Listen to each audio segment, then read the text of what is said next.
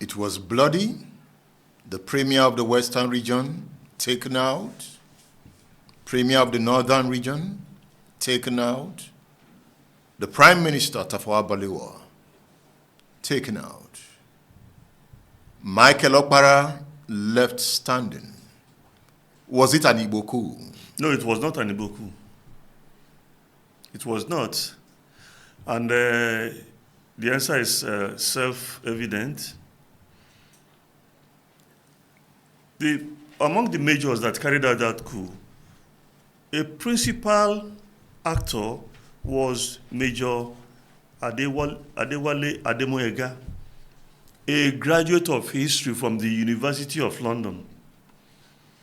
He was one of the ideological foundations of that action. He and Major Emmanuel Ifajuna, who also was a graduate who read sciences at the University of Ibadan. They were the ideological bastions of that action. So you couldn't have an Igbo coup where one of the leaders was a Yoruba man. One of the leaders out of many Igbo officers. Not out of many Igbo officers, out of 5 officers. They are known, Ifajuna, Major Ifajuna, Major Nzogu, Major Okafor, Major, what's his name? This guy who was killed in the counter-coup. So about 5 majors, and you had that Major Adewale, and you had lieutenants who were of other ethnic groups, including Atong Pera, who was from the north. But that is just one side of the coin. There is another vital side to that issue. By January 15th of 1966, there were 40 Nigerians who were majors, who had attained their majority in the army. 40. Of that 40, 24 were Igbo officers. 24 of those 40 officers. If you went to the rank of lieutenant colonels, you didn't have up to 5 northern officers who attained or superseded the position of lieutenant colonel as of that morning. And of those 16 other majors remaining, they were mostly not from the north. They were from Cross River State, what is now Cross River State, so, Akwa Ibom State, yes, south western Nigeria. So you didn't even have those officers in the north. If you had 24 majors, Igbo majors, and only 4 participated, how could it be an Igbo coup? The military officers that were killed. Yes. Ademolegun, Shodende, Maemalari. These were top officers, none of Igbo extraction. How do you explain that? That's not correct. Lieutenant Colonel Ato Chinyelu Nebwe was killed. The man came from Orifte in Anambra State. He was killed. What was the circumstances of his death? He was in opposition to the coup. It wasn't because he kept the keys to the armory, because he was quartermaster general. Yeah.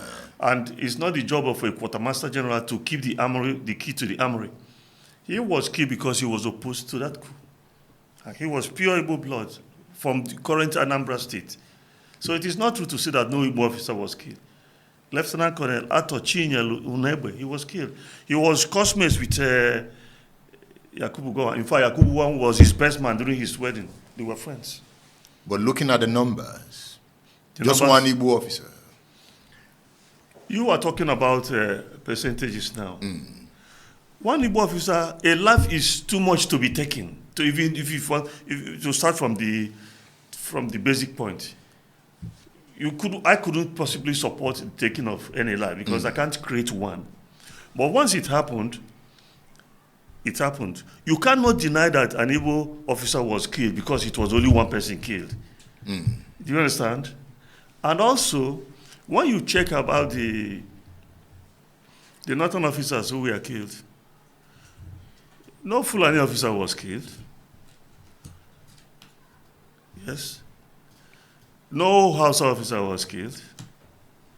Like Jema was not a Hausa man. Malari was not a Hausa man. They were northern officers. That brings us to the question. So how did we come to this conclusion that it was a northern army? Because if you look at the officers' corps, Igbos dominated the officer corps. So how did the North come to dominate the army? I will explain that to you. The army is an appendage to executive political power. I told you that, extreme strength is its source. If it is filthy at the source, it will be filthy all throughout. If it only trickles, you won't expect it to be gushing down the line. Political authority resided with the prime minister, who was a puppet of the Fulani premier of northern Nigeria, who was controlling the country. So the army was controlled by Sadana of Sokoto.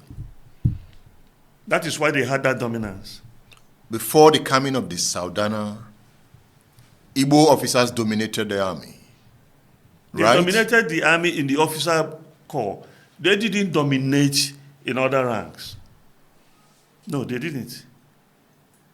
A lot of the troops you had were from the north, especially the middle belt area.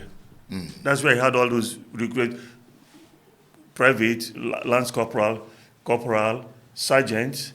Those were mostly from the north and the middle belt region. We can call them the foot soldiers. Yes, other ranks, something like that. That's it. So, having plotted the January 1966 coup, Yes.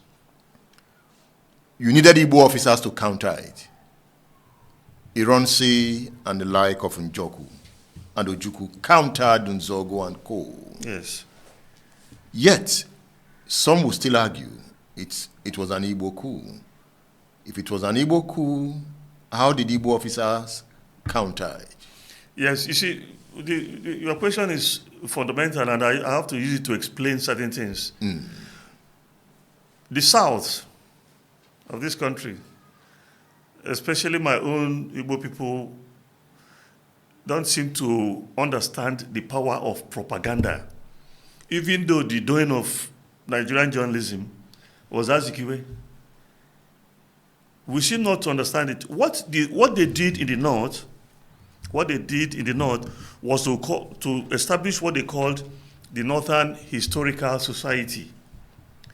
And then they got all these British colonial forces, colonial officers like Moffat and all the rest of them, to be writing a lot of nonsense, publishing a lot of falsehood, spreading disinformation, circulating misinformation, and people took those things to become the basic truth of what happened. The coup from day one was never, from conception to perpetration until today, was never an Igbo coup. But it was to their benefit to make it look like an Igbo coup. How could you have an Igbo coup and its main intention was to institute Chief Obafemi Awolowo as the Prime Minister Yoruba man? Is that the truth? Yes. Chief Awolowo confirmed it in his book, My March Through Prison. It is there. It is there. They made, Zogu was interviewed, he confirmed it. It's in the book written by Adewale, Why We Struck. It's in the book written by Major Bullier. It's all there. Do you understand? Okay, apart from, I in this book, I devoted a chapter to General Yakubu Gowon that I entitled Ironsi's Army Chief of Staff. General Gowon is nearing 90 years. I think he should make peace with his God. I think he should make peace with his conscience. Why? Because he has been living a lie. How? What they did was to say that he was the one who crushed the coup. Yakubu Gowon arrived the country on the eve of the coup. He had no command. Yeah. You can't move troops without a command. The person who Ironsi gave the command to go and crush the coup was a Cameroonian, Captain Hans Anago. The man is still alive now. He's a traditional ruler in Cameroon because when these people, the southern Cameroon area, they went back to Nigeria, back to Cameroon. So he entered the Cameroonian army. He ended up as a general. He is still there. I got him. I interviewed him. It's in the book. And the man said, Gowon knows, and heaven knows that I led the troops. He volunteered to join us. But they kept, if you read this book, I keep forgetting these people because they are liars, these white men. Nobody told lies more than white people. I've lived with them, I've schooled with them, I know them. They lied intrinsically. So they formulated this fabrication that it was Yakubu Gowon who crushed the coup. Crushed it where? It was Ironsi who went from his house in Ikoyi to Ikeja, that cantonment, and roused Colonel Hilary Njoku from sleep. And they mustered the troops. And he delegated them to go and crush the coup. That was what happened.